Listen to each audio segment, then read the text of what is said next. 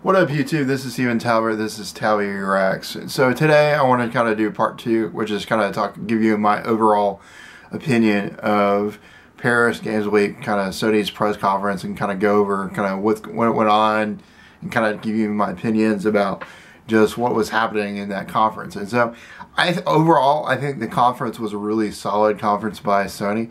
I think they did a fine job. I think they really delivered in terms of just giving you a lot of new stuff, and so that it was fun just to watch it and be a fan of that. Kind of start off, what was cool, what I really liked is they started off with kind of the third parties, because you really wanted to see the first parties at the end. And so like they showed, you know, the new trailer for Battlefront, which makes me really want to buy this game. And then they showed stuff for Street Fighter, which looks solid. They added the new character Dao.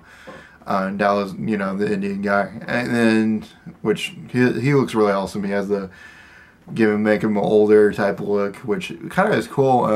Someone that I respect kind of pointed out, it was like, yeah, they kind of aged him. Like if you think about how old Street Fighters is, it's kind of cool. Like they kind of do that, and so that's a cool, you know.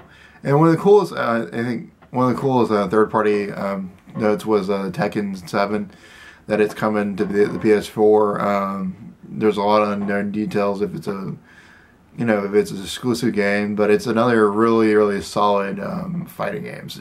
If you like fighting games, it's going to be a really good year in the next 2 years, next 3 years even, because we had Mortal Kombat this year, and then we'll have Street Fighter going as exclusive for the PlayStation, and we'll have Tekken 7, and I think definitely a good set. And so it was solid. It was good to see all those third parties. You're definitely going to see, I definitely think Sony's going to do real well with the third parties. If you look even this month, like you got games like Call of Duty coming out, you got game like Fallout 4 coming out, and you got game like Battlefront, and two of those three big games are actually aligned with Sony, so I think they'll definitely do well. And I think that's their entire strategy, which is kind of cool. So they started without that the first and showed that. And then they surprised us with a new logo for Sony exclusive, and they basically gave us exclusive after exclusive as exclusive. And so they gave us a lot of new games. I thought Boundless was really interesting, which is the kind of the Minecraft game, going through dimensions, interesting creatures. It's kind of wait and see type approach. We'll have to see in a little bit. I want to see more and more information about it. I didn't really get to hear who's making it and so on. One of the most interesting things that I think people haven't pointed out, there was this game called Vector, which is this music game, and it's sponsored by Avicii. It's cool that Sony partnered up with Avicii, which is a big, you know, he does the techno type music, and you know, he's big in Europe, he's big in America, and so I think that's a really cool partnership. You don't see that very much nowadays with like Microsoft and Sony. I think that's just really cool for them to see that. And then the third really cool game was a game by Housemarque, and that was Matterfall, which looks really interesting. We don't know very much about it.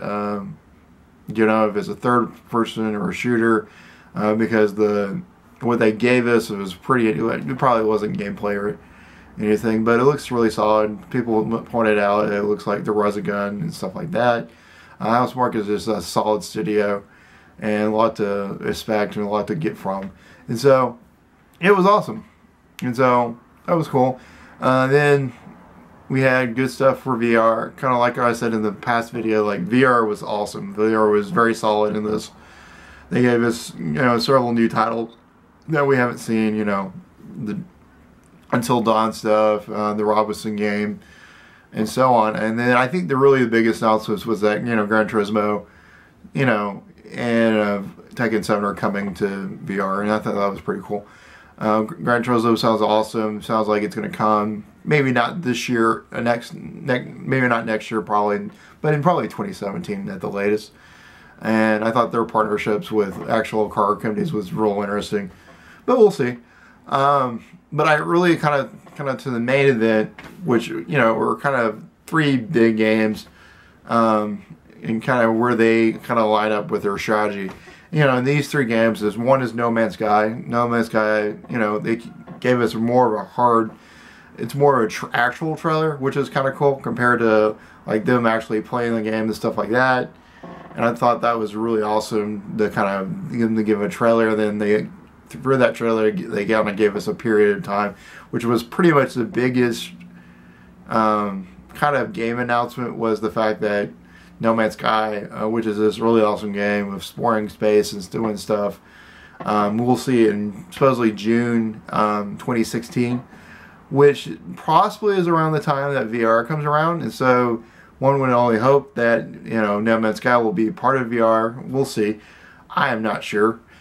But it looks like an awesome game. I definitely want to play it. It'll be interesting to see how much No Man's Sky costs and all that. Is it a $60 game? Is it a $30 game? Probably is a $60, just for how much amount of stuff you get in that game. But we'll see. Real excited for that. And then 2 other big games.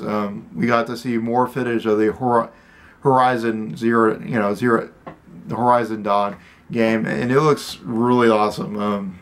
Very, very impressed from E3. Like the entire post-apocalyptic idea, and then we have robotic dinosaurs and stuff like that. You're kind of hunting robotic dinosaurs for parts, and then you can build upon. Excited to see. Go watch the trailer. Go watch what they showed, because it really is awesome. Because what I've heard about that game is like the first part and the second part that we saw in first games is kind of the full combined stuff they have for the game. It looks pretty done. It looks like they've been working on that game. So I would definitely suspect like a 2016 release. We'll see.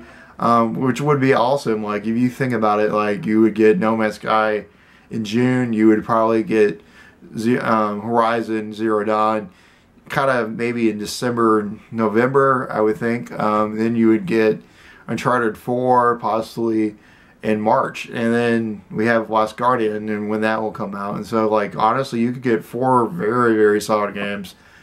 All those games are like pretty high quality compared to what we've seen this year. We've only had about 2 big games. So like very awesome. Kind of related to Uncharted, they showed the multiplayer. Looks pretty awesome. I'm a fan of multiplayer. Love playing Uncharted 2 multiplayer, and can't wait to kind of see what they do with it. That looks like they're adding kind of more sci-fi, kind of the fantasy type elements that we see in the games, and I can't wait to see them adding on to that. It looks like you get to play like a wide range of flashback heroes. I love Uncharted and can't wait to play their multiplayer, because I will have lots of fun. Love that game. One of my favorite multiplayers on the PlayStation. And so like one of the biggest, I guess, game release and game announcements was this Detroit Become Human is a game done by BD and Balkan, who made Heavy Grain, which is a really solid game, and they made a recent game, Becoming Two Souls or something like that, which I think both are coming to PS4. Detroit Become Human was basically this video that they made a couple years back to kind of show the PS3 and kind of show them off, and it follows this android Sierra or someone like that, and she battles to become free. And what they decided was to make it kind of what comes after her escaping this place where she's made, and so they made this game called Detroit Become Human. And so it's her tale as she escapes and kind of what's next. If you look at kind of the video, you can see that she, like, all the androids that she walks past knows like she is different. And so are we going to see like a rebellion, or are we going to see something like that? I think it looks really interesting. Where they use Detroit, I think is a very interesting usage, because for years they made vehicles, and now they're making androids and robotics and all sorts of things. And so that just makes real sense. It's in the Midwest America, and so I really like kind of where they chose where to shoot it, where to make it the game. And so solid stuff. Can't wait, can't wait to see it. Definitely think it's going to come out in 2017. We'll see. It'll definitely be a very solid game to add to the list of, all these 4 other games that are coming out, really come soon in 2016. So thank you for listening to my reactions and my thoughts. Hope you liked it. Like this video if you like it. Subscribe to my channel if you want to. And thank you.